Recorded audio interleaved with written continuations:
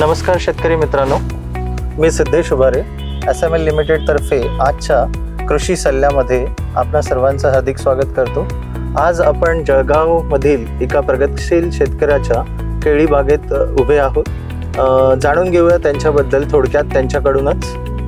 नमस्कार, मी अमोल गणेश पाटील, केराळे बुद्रुक तालुका रावेर जिल्हा जळगाव येथील शेतकरी आहे।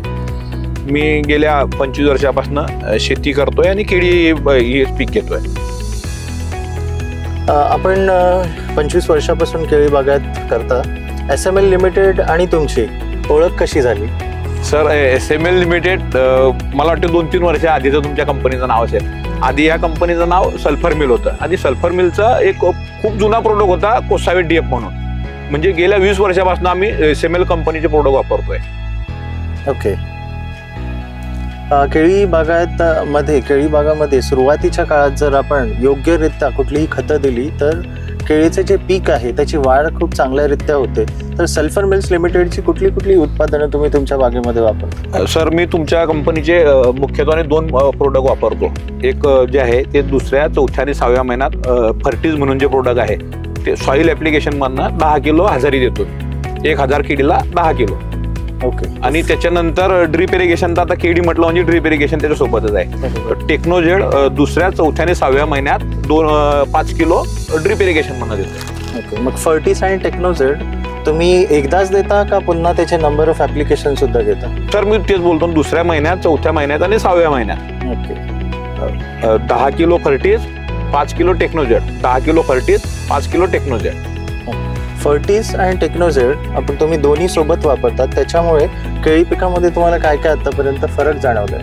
सर, आता तर आम्हाला हे कळायला लागलं की सल्फर हे जे आहे ना, हे 2 प्रकारे काम करते। एक ते न्यूट्रिएंटही आहे आणि दुसरं ते बुरशीनाशकाचंही काम करते। आणि केळीमध्ये या दोघं गोष्टींचा खूप मोठा रोल आहे। आम्ही आतापर्यंत मॅग्नेशियम सल्फेटवरती थांबलो होतो। आता मॅग्नेशियम सल्फेट नंतर आम्ही आता सल्फर पर्यंत पोहोचलोय। सल्फर म्हणजे फर्टिस पर्यंत पोहोचलोय। आणि फर्टिसचे रिझल्ट जे आहे ना, आमच्याकडे आता तुम्ही बघा केळीचा ह्या वेळेस बघा तुम्ही कलर, त्याच्यानंतर त्यांच्या मुळांची संख्या, न्यूट्रिशन अपटेकची जी सल्फरमुळे ती चेन कधीच थांबत नाही। आणि शक्यतो आम्ही हिवाळ्यात तर फर्टिसवरती आणि टेक्नॉलॉजीवरती खूप जास्त लक्ष देतो। फर्टिस आणि टेक्नोजेड ही जे सल्फर मिल्स लिमिटेडची उत्पादनं आहेत त्याच्यामुळे केळी पिकामध्ये आपल्याला शेवटपर्यंत पिकाच्या क्वालिटीमध्ये किंवा पिकाच्या उत्पन्नामध्ये काय फरक जाणवले? सर, मी तर आता एक्सपोर्ट पर्यंत पोहोचलो आहे। मी आता केळी निर्यातही करायला लागलो आहे। आणि हे सगळं जे आहे ना, हे आता ते हळूहळू जसं लक्ष देते की केळीमध्ये आपण काय काय केलं पाहिजे। त्याच्यानंतर 3 वर्षापासून आम्ही आता निर्यातही केळी करायला लागलो आहे। केळीचा रंग, त्याच्यानंतर त्याचं लांबी, आणि त्याच्यानंतर ते व्यापाऱ्यापर्यंत पोहोचेल तोपर्यंत ती पिकायलाही नको।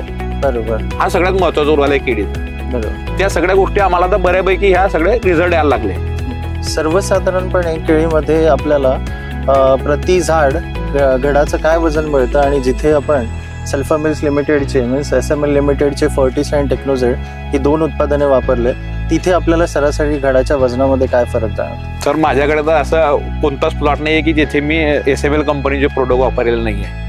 मी SML कंपनीचे प्रोडक्ट प्रत्येक माझा असं मला ते कम्पॅरिझन नाही करता येणार। पण माझा हा जो प्लॉट आहे आता, हा सप्टेंबरचा प्लॉट आहे। दरवर्षी माझ्याकडे सप्टेंबरचा प्लॉट असतो आणि सप्टेंबरच्या प्लॉटचं मी ॲव्हरेज बंच वेट 22 ते 25 किलो घेतो। पण मला ते निर्यातीचा खूप मोठा चान्स असतो, ज्याच्यामुळे मला रेट खूप चांगले मिळतात। ओके। तुम्ही तुमच्याकडून शेतकऱ्यांना फर्टिस WG जे आहे सल्फर मिल्स लिमिटेडचे आणि टेक्नोजेड जे आहे प्रोडक्ट त्याच्याबद्दल शेतकऱ्यांना काय सांगू इच्छिता? प्रत्येक शेतकऱ्यांना वापरायला पाहिजे। वापरलेच काय पाहिजे, वापरून त्याचे रिझल्टही घेतले पाहिजे।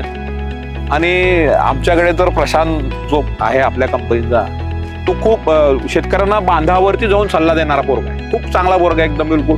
आणि जोपर्यंत शेतकऱ्याचं समाधान होणार नाही तोपर्यंत तो शेतकऱ्याचं समाधान करण्याचा प्रयत्न करतो।